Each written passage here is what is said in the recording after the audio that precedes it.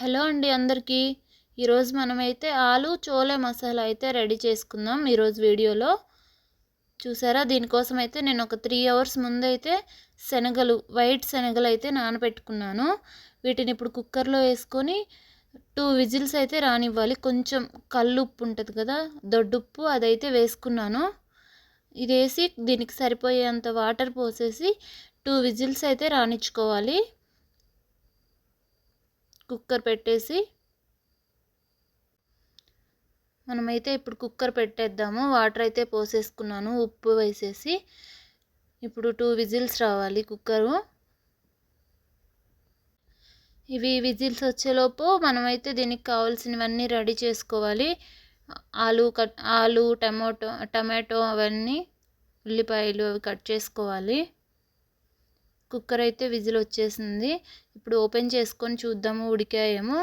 చూడండి ఫ్రెండ్స్, మంచిగా ఉడికిపోయినాయి శనగలు అయితే. చూడండి, ఇప్పుడు పట్టుకొని చూపిస్తాను. బాగా ఉడికాయి నీట్గా, మనకి ఎంతైతే అవసరమో అంతే ఉడికిపోయినాయి. 2 విజిల్స్ వేయించాను నేనైతే. చూడండి, చాలా బాగా ఉడికినాయి. ఇప్పుడైతే ఒక కడాయి పెట్టుకొని ఇందులో కొంచెం ఆయిల్ వేసుకోవాలి. నేనైతే కొంచెం ఎక్కువ క్వాంటిటీలో చేస్తున్నాను కాబట్టి పెద్ద కడాయి అయితే పెట్టుకున్నాను.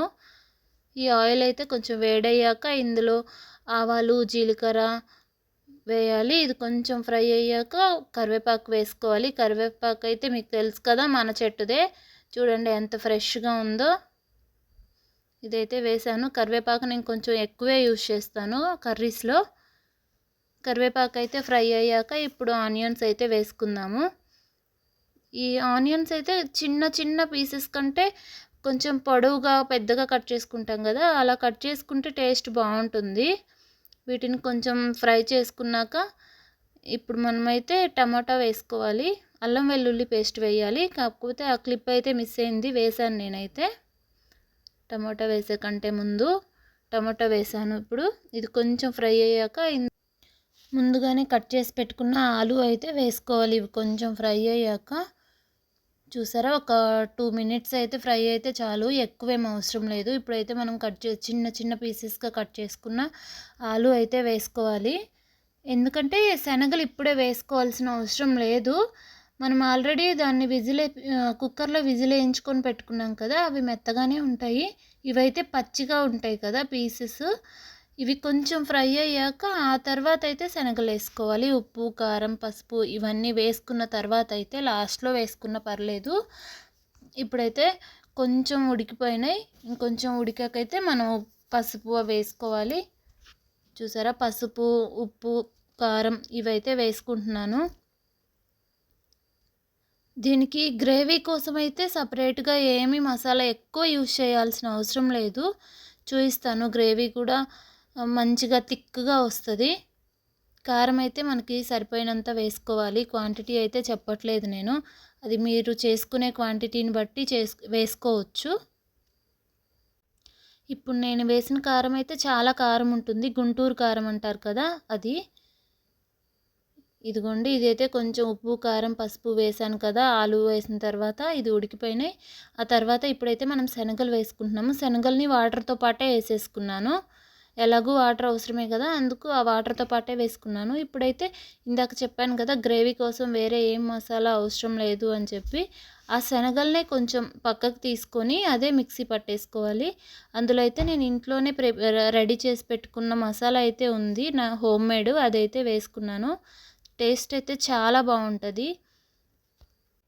దీని గ్రేవీ కోసం అయితే మిక్సీలో చూసారు కదా, ఇవే ముందుగా ఉడకపెట్టుకున్న శనగల్ని కొంచెం పక్కకు తీసేసుకొని ఆ శనగలు, ఇంకా నేను ఇంట్లో ప్రిపేర్ చేసుకున్న గరం మసాలా పౌడర్ కొంచెం వేసుకున్నాను. అవి రెండు కలిపి మిక్సీ చేసుకొని వేసుకున్నాను. ఇప్పుడైతే చూసారా ఎంత బాగుందో. గ్రేవీ కూడా థిక్గా అయింది. ఇప్పుడైతే ఇంకా కొంచెం ఉడికేసరికి ఇంకా చాలా బాగుంటుంది. ఒక 5 మినిట్స్ ఉంచేసి ఇంకా తీసేసుకోవచ్చు. ఉడికిపోయింది. ఇప్పుడు కరివేపాకు అయితే కొంచెం పైన వేసేసుకుంటే ఫ్లేవర్ అయితే చాలా బాగుంటుంది, టేస్ట్ కూడా బాగుండిద్ది.